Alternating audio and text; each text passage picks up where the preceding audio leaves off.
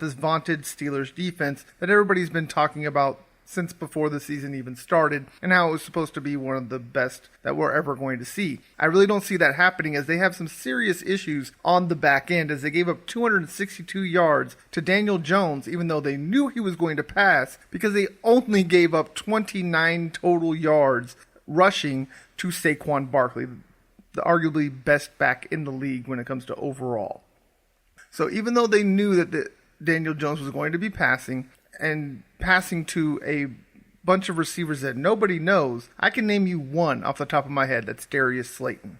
But the thing to be worried about here with this defense is the pass rush. Their vaunted pass rush is legit, with Bud Dupree on one side and TJ Watt on the other, both first-round picks. And then you have the trade they made with the Broncos a couple years ago that I hate to see Devin White sitting on the other side there in the middle of that defense. So their linebacker core is absolutely legit and scary.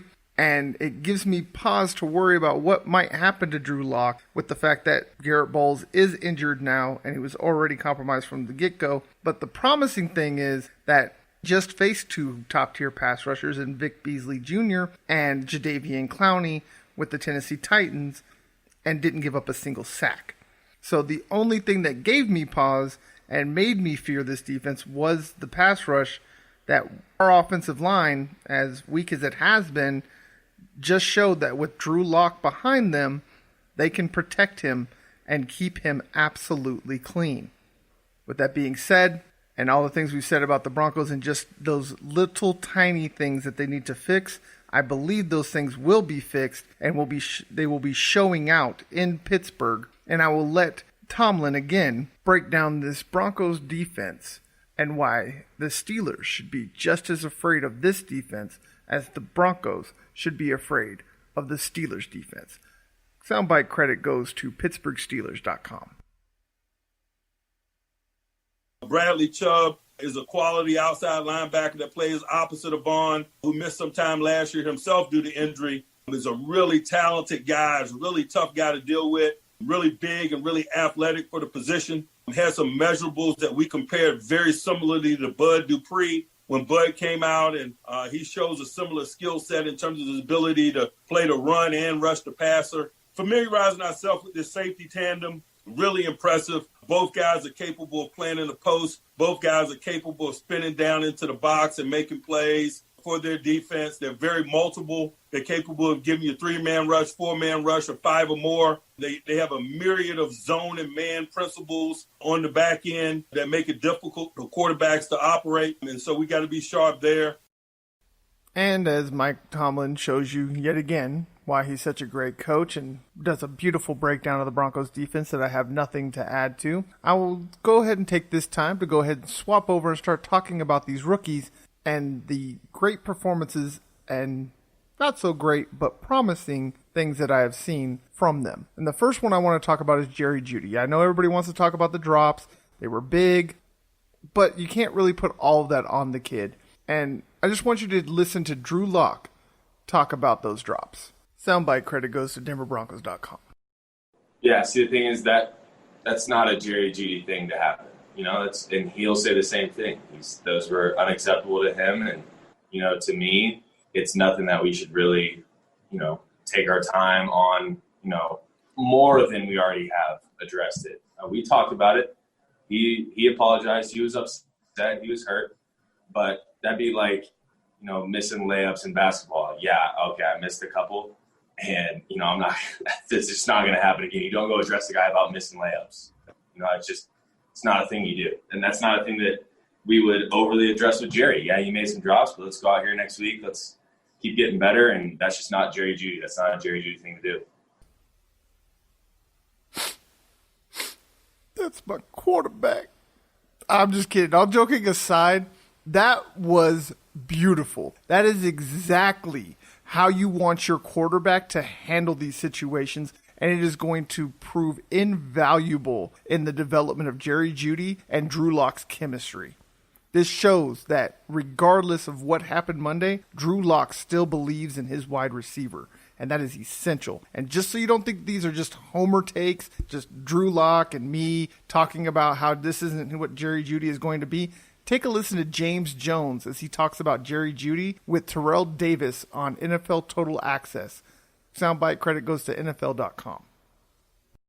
Man, TD, I'm watching this game, man, and all season long and all off season long, I was saying that CD Lamb is the best receiver in this draft class. Watching Jerry Jeudy tonight, I could be wrong. This kid is going to be special. And he did drop 2 passes, and it's his first NFL game. And I know we wish he could have those back. But what I've seen from him route running and with the ball in his hands after the catch, this kid is going to be special. He reminds me of Devontae Adams and Keenan Allen. You do not want to come up and press him. He is explosive off the line of scrimmage. He knows what he's doing. He is going to whoop you at the line of scrimmage and get that separation immediately. And he will make these grabs. He will not drop passes like this. He will make these grabs. But this kid is going to be dangerous.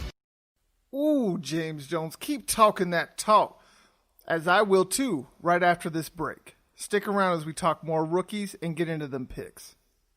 I just want to make sure if you are wanting to use my picks or just make your own, make sure you give our sponsor BetMGM a look. Just download the app and use promo code ABONUS, that's ABE bonus, to get free bets. Also, follow all of us betting experts from AmericanBettingExperts.com on Twitter for weekly competitions and free money given away constantly. Just follow @CO Sports Fans, that's sports with an S, and DM them for details. And welcome back to Breaking Broncos with me, your host, Daniel Wetstein. Brought to you by BetMGM. BetMGM. Put our money where your mouth is.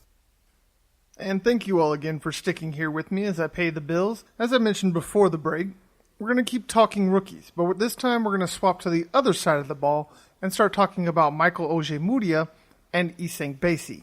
The reason I want to talk about them is because these cats did an amazing job being thrown in the fire in Game 1 against A.J. Brown, Corey Davis, and the Tennessee Titans offense. No, this is not a prolific offense. It's not the Pittsburgh Steelers of old with the killer bees or anything of that nature, but it was still a legitimate NFL offense with multiple legitimate NFL targets. As I stated, A.J. Brown, Corey Davis, and their tight end, Jonnu Smith.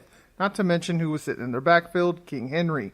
And the reason I mentioned Henry is because I want to get to what Isang Basie did.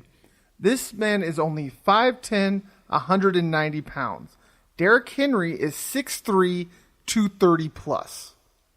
And Isang Basie completed a solo tackle in space on that mountain of a man with being a third of his size. That tells me all I need to know and confirms that he is the next Chris Harris Jr. That is going to be the next undrafted superstar Elway found on the scrap heap. The kid is absolutely amazing. And just to drive that point home, per Pro Football Focus, the Broncos have the 2 highest rated rookie cornerbacks in the league. That's Michael Ojemudia at 67.7 and Isang Basie at 64.6 in their first action as a third-round pick and an undrafted free agent.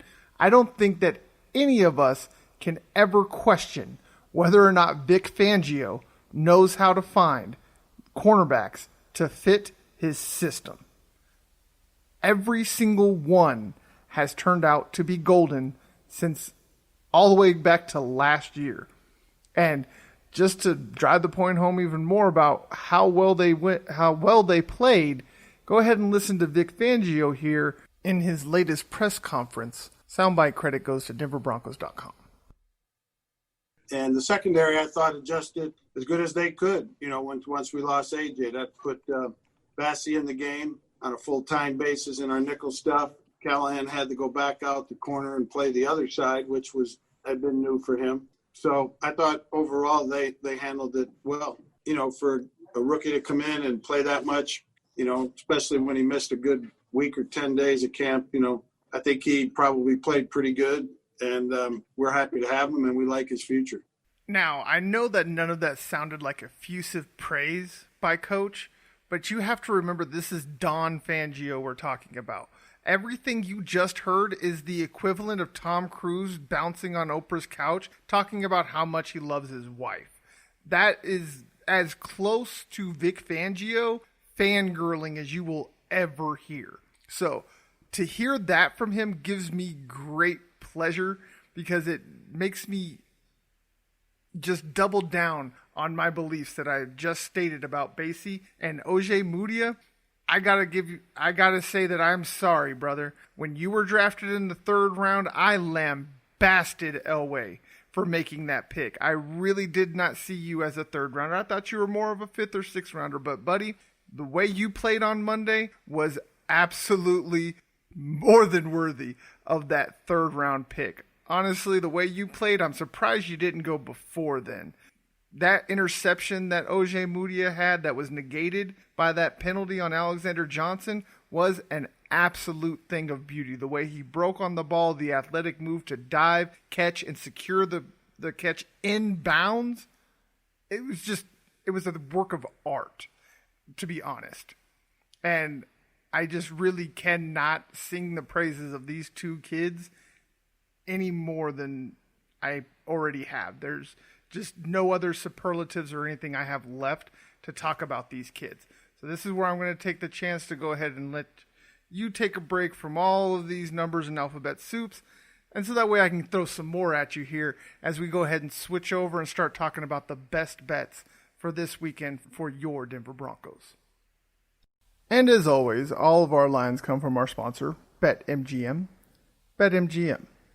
Put our money where your mouth is. This week is going to be a little bit shorter and sweeter than it was last week, as there's just not as many good lines to talk about. The main ones that I will be taking are I'm going to be taking the Broncos spread as they are being given 7 points. Not going to guarantee a win this week like I did last week, as these are much more evenly matched teams overall. But I will say that this will be a close, defensively fought battle, and it will end up much closer than 7 points when things are all said and done. So definitely take that point spread. Then also, I am going to take the over, as even though it is going to be, I believe, a fairly low scoring game, especially for the standards that were set in week 1. I do believe that 40.5 points is a bit low, as I do believe that both teams will make it close to 20 points, with one making it over 20 points, which the math evens out to being more than 40.5 points. So therefore, I'm going to take the over and hammer that as well. And there's one other prop that I would like to talk about that really caught my attention, which, as I stated, this is going to be a defensive game. I don't see a bunch of long touchdowns happening. I do see some short touchdowns happening. So I'm going to take the under on how many yards the shortest touchdown in the game will be, with the line set at 1.5 yards. So I do believe that there are a couple of short touchdowns, and they will come inside of 1.5 yards. So you probably have a couple of 1 yard runs, which will go ahead and give you that under at negative 125. So that right there also tells you that even the books expect for there to be a short touchdowns there. And really, after mulling over all the other lines, I don't feel confident sitting here to tell any of you to go ahead and take them. So this is where I'm going to leave the best bets of this week. So again, I want to thank you all for listening. I've had an absolute blast. I hope you enjoyed it as much as me. And as always, I gave you the answer is 42. Don't question the blue.